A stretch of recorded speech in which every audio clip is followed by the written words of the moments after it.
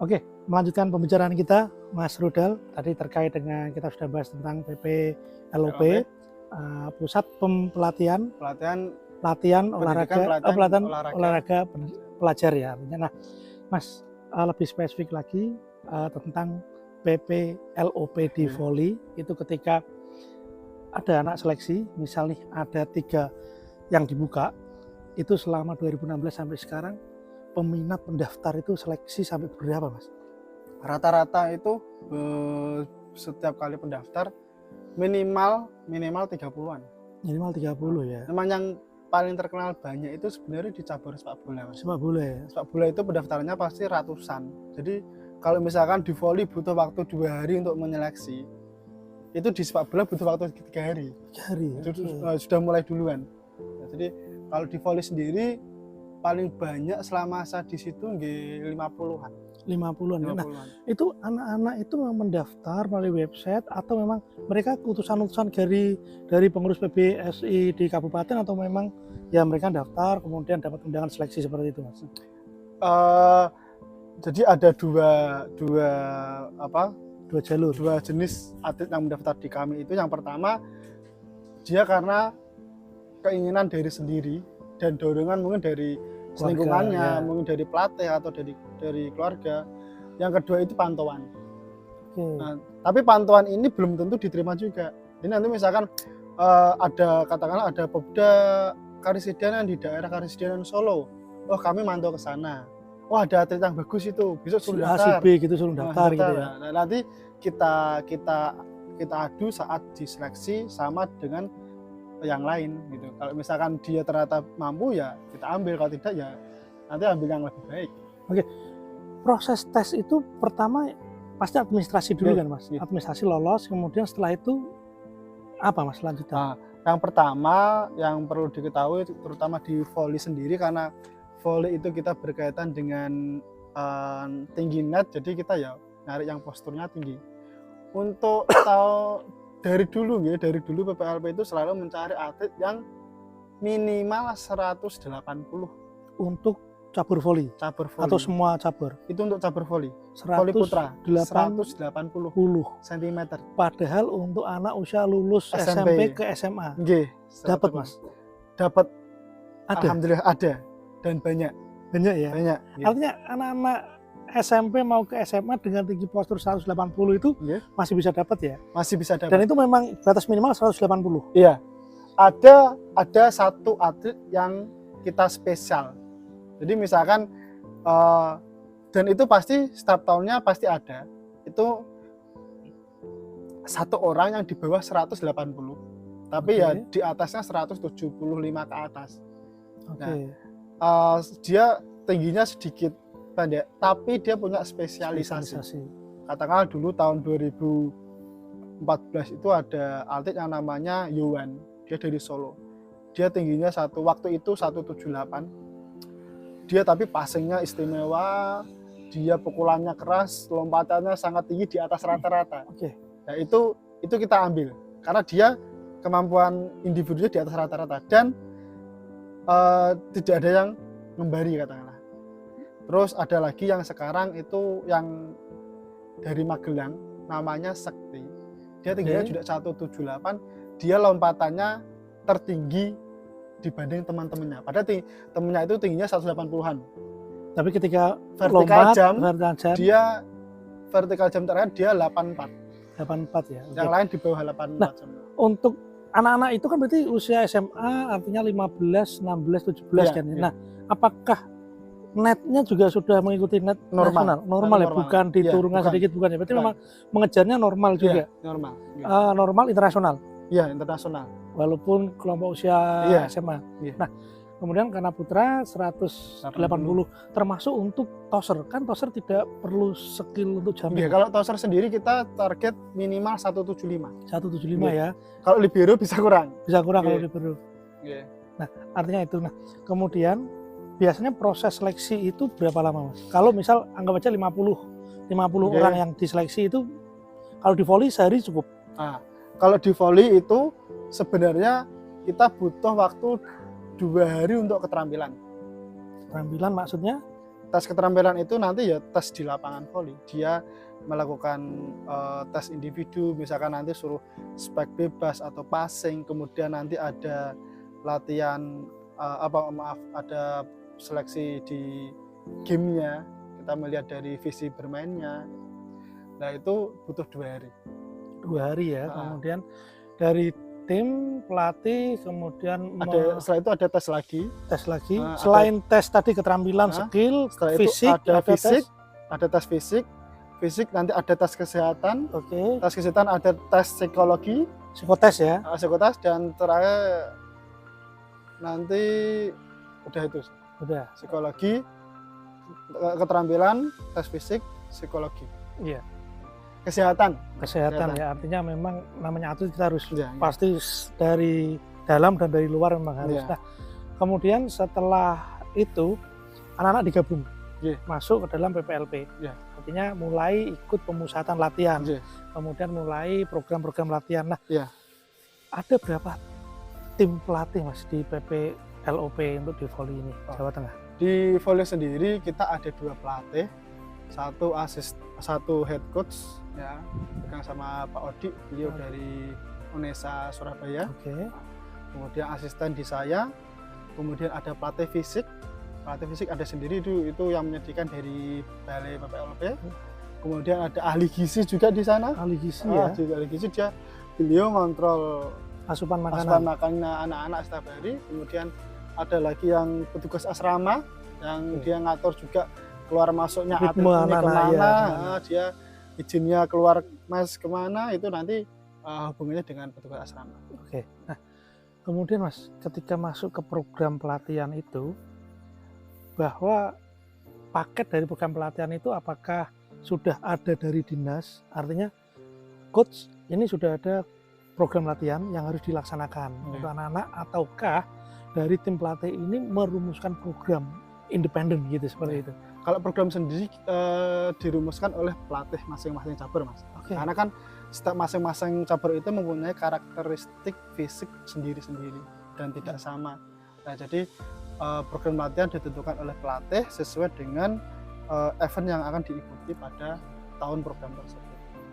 Berarti bukan ibarat kata bukan top down ya, artinya bukan dari regulator, bukan dari dinas yang memberikan program, tapi memang murni dari independen dari pelatih dan tim gitu. Artinya kita ingin arahkan anak-anak ini seperti ini dari tim pelatih ya. Iya, program latihannya dari pelatih. Nah, kemudian gini Mas, kan ini artinya ada dana dari pemerintah lah ya, dari dinas pemerintah untuk anak-anak ini. Kemudian artinya pertanggungjawaban, kita bicara pertanggungjawaban dari tim pelatih itu mempertanggungjawabkan anak-anak ini ke dinas seperti apa, karena bagaimanapun ini sudah menyedot dana dari pemerintah, atau ya apakah sekedar latihan, outputnya seperti apa, atau adakah laporan-laporan reguler yang harus disampaikan ke dinas Mas? Yang pertama jelas kita di PPLP itu tidak hanya sekedar membentuk atau menciptakan bibit-bibit muda dari Jawa Tengah, tapi kita juga bertanggung jawab dengan prestasi atlet. Maka dari itu setiap tahun itu dari dinas itu juga itu meminta data prestasi atlet. Tahun ini juara apa, juara apa, tahun ini juara apa. Kemudian alumni PPLP yang udah masuk ke nasional siapa aja ini itu setiap tahun dari dinas selalu minta data tersebut. Oh gitu, artinya memang tetap ada laporan pertanggungjawaban SPJ-nya yang dilaporkan. Kita setiap hari latihan itu kita harus selalu laporan lewat foto. Katakanlah latihan pagi kita foto, laporan kita punya grup di WhatsApp, nanti kita kirim ke grup laporan pelatihan, nanti kita juga buat di laporan tahunannya juga. Jadi kita punya dokumen selama 1 tahun periodik 1 tahun itu. Artinya, nah Mas, ketika anak itu sudah masuk ke program pelatihan, artinya berarti sudah terikat lah ya. Sudah terikat, dan ketika ada radar-radar dari Tarkam nih misal, kan anak-anak tingginya walaupun SMA tapi tinggi 180, 185, artinya kemudian ada yang bilang, coach ini ternyata di Solo ada Tarkam ini, saya diminta, itu boleh nggak anak keluar untuk ngisi main Tarkam selama masih di dalam PPLOP?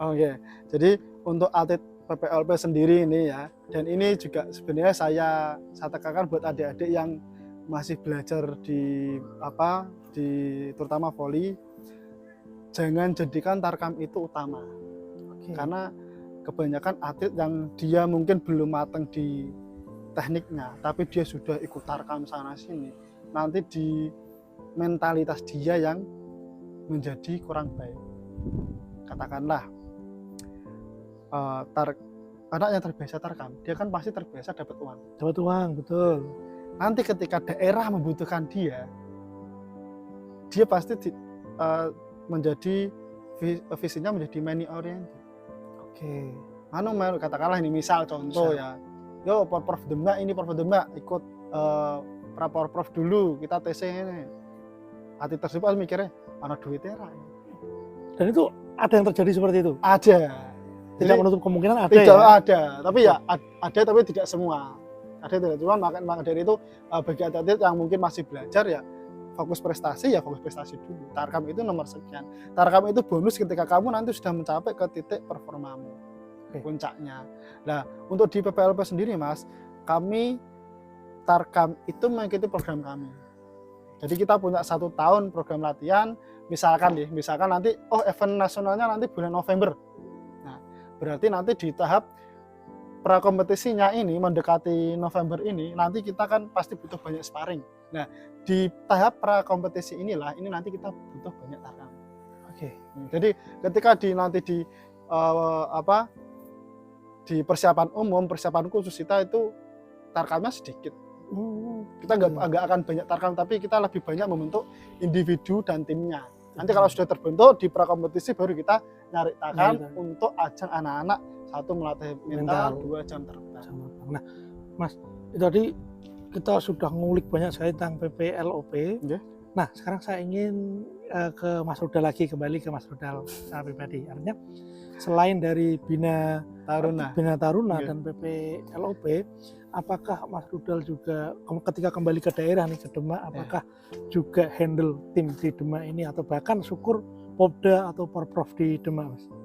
Alhamdulillah sampai sekarang masih beberapa kali diminta sama teman, kebetulan kan teman juga ada di Pengkap juga, terus kemudian ada teman-teman yang di PBPSI juga. Kebetulan kemarin sejak 2018 alhamdulillah sudah dikasih kepercayaan untuk pegang tim Popda ya, walaupun hasilnya kurang saya sendiri juga kurang puas dengan hasil yang saya berikan untuk Kabupaten Demak. Kemudian kemarin di Porprov juga kita alhamdulillah bisa ikut, saya juga bisa pegang tahun ini, dan hasilnya saya sendiri juga belum begitu puas dengan kemarin. Artinya selain tadi sebagai guru di sekolah, pelatih di PPLOP, di kabupaten juga masih handle Popda dan Porprov. Waktunya masih cukup, Mas? Kalau waktu, alhamdulillah kemarin ini Mas, dari Pengkap sendiri menyesuaikan jadwal saya. Jadi misalkan ini jadwal saya di PPLP itu kan pagi, setelah subuh sama sore hari. Setelah pulang sekolah. Nah, kemudian di sekolah itu saya ngajarnya kan tidak mesti jam 7 sampai full jam 3. Nah, dulu kalau misalkan Popda, saya hari Rabu jam 1 sampai jam 3 kosong, udah TC. Nah, terus hari apa lagi kita nyari jam kosong. Nah, kemudian ketika Porprov kemarin, alhamdulillah saya sudah mengirimkan izin sama kantor PPLP untuk TC, tapi tidak boleh meninggalkan full karena kan dekat. Nah, jadi paling saya meninggalkan di PPLP hanya seminggu itu 2 kali. Yang 4 harinya tetap kembali ke PPLP. Artinya tetap ingin berkarya untuk kabupaten tercinta kan, seperti itu. Nah, Mas, pencapaian pribadi sebagai orang yang pelarian dari sepak bola ke voli. Nah, pencapaian pribadi di voli sendiri apa yang sudah didapatkan, Mas? Mungkin ikut kompetisi di tingkat regional atau internasional atau bagaimana, Mas? Yang menurut Mas Rudal ini sebagai pencapaian gitu. Saya sebagai pelatih atau atlet? Atlet dan pelatih, dua-duanya. Oke. Ini jujur nih ya. Jadi saya kalau di atlet sendiri saya itu dibilang saya bukan atlet yang prestasi. Jadi kalau di pelatih juga saya itu bukan dari pelatih yang bukan dari kalangan atlet. Karena saya waktu belajar voli baru senang-senangnya voli waktu itu saya cedera. Dan itu mengharuskan saya mengikuti terapi selama 1 tahun. Jadi saya putuskan untuk pensiun dini. Oke, itu di atlet. Kalau untuk yang di pelatih megang apa aja, pernah kompetisi di mana aja, mungkin mendapatkan reward apa gitu seperti itu. Untuk di tadi lanjut sedikit Mas. Ya. Nah, di atlet sendiri saya baru di divisi 1 Kota Semarang, tapi ya belum bisa juara. Kemudian di universitas juara rayon 1 waktu itu bersama UNES Universitas Negeri Semarang. Baru itu kemudian saya gantung sepatu. Setelah itu saya ke pelatih sendiri. Pencapaian yang paling seneng itu sebenarnya malah tidak kompetisi yang saya ikuti Mas. Tapi dari anak-anak saya yang pernah saya pegang, itu kalau dia bisa main di level tertinggi, itu saya ada kebanggaan tersendiri. Itu yang saya lebih suka. Kalau pegang tim sendiri, alhamdulillah saya itu selalu mendapatkan rezeki dari pelatih saya itu. Misalkan diajak seperti Popnas, terus seperti Popwil, kemudian pernah juga diajak ke divisi 1 nasional saat bersama tim Sukun Badak juga. Itu juga selalu diajak sama pelatih saya. Nah, jadi pengalamannya sudah malang melintang ini di dunia voli. Nah, kalau sebagai pemain Mas, itu spesialisasi sebagai apa? Libero, toser, atau apa ini? Semua. Semua bisa? Bukan karena semua bisa, semuanya nanggung. Semua nanggung.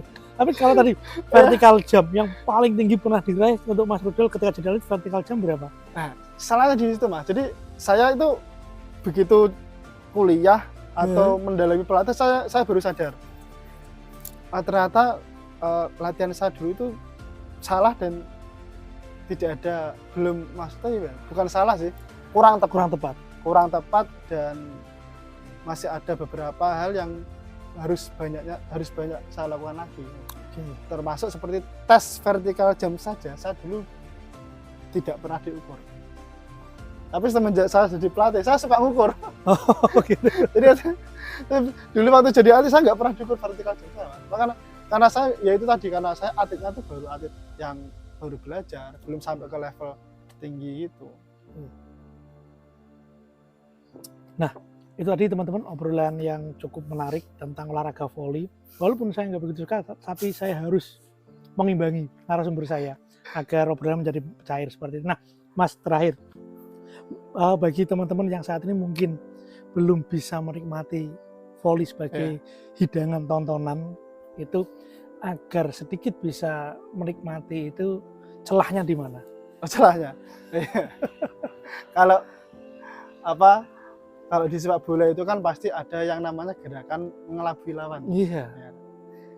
Messi lari, sing diumpani yang belakang. Nah, kalau di voli itu ada yang namanya variasi. Jadi kalau di voli itu setiap menitnya pasti ada ada variasi yang membuat kita kejutan. Nah, jadi setiap menitnya pasti ada kejutan yang diciptakan oleh pemain voli tersebut. Entah itu nanti dari variasinya atau dari kerasnya pukulan yang dilancarkan ataupun dari korbannya yang kena cemesan, saya nggak tahu, kita kan nggak tahu. Itu aja sih. Cuman yang di voli sendiri kebanyakan dari orang-orang di sekitar kita itu melihat voli hanya sekedar cemesannya saja. Jadi ya wes nih Mas tok gitu. Jadi nonton seberapa power dia jumping sama smash itu. Jadi kalau suka sama voli ya silakan belajar dari passingnya seperti apa, service-nya bagaimana, bloknya bagaimana. Jadi voli tidak hanya sekedar smash. Ada banyak teknik yang harus dikuasai. Nah, kalau sudah mengetahui sebanyak itu, kemudian kita mempelajari, kan nanti timbul, oh ternyata kayak gini ya. Ternyata voli seperti ini ya. Terkadang juga kalau saya melihat volley itu ternyata Tadi jenengan kan hanya skor tak, Hanya karena skor. dari sisi skor gitu. Tapi dari segi seni bermain, Seni bermain. nah, itu kan belum sampai ke sana berarti gitu. termasuk variasi itu kalau saya lihat itu berarti ketika tosser itu kasih ada 2 yang jumping gitu ya, yang satu nggak jadi ambil, yang ambil yang lain itu. Nah, itu Itu salah satunya salah kayak variasi gitu ya. sangat. Jadi cuma dia lompat aja gitu, Ah. nggak ambil itu, Iya. tapi diambil sama Iya. yang lain. Nah itu Itu termasuk kan variasi. buat kayak gitu susah. Seirama gitu Iya, ya, buat kayak gitu balance susah. gitu ya. Iya. Belum nanti kalau bloknya kalau nggak ketarik, kalau bloknya tetap nunggu di situ, Malah balik bisa. malah balik gitu. Malah balik. Susahnya di situ. Belum nanti passingnya kalau nggak pas. Nah, susahnya di situ lagi. Itu tadi. Semoga keterangan yang menarik ini membuat saya bisa 1-2 hari nanti mendekat login ke Tarkam volley nonton maksudnya, karena usia saya udah gak mungkin ngejar atlet. Jadi itu teman-teman Manajer. manajer.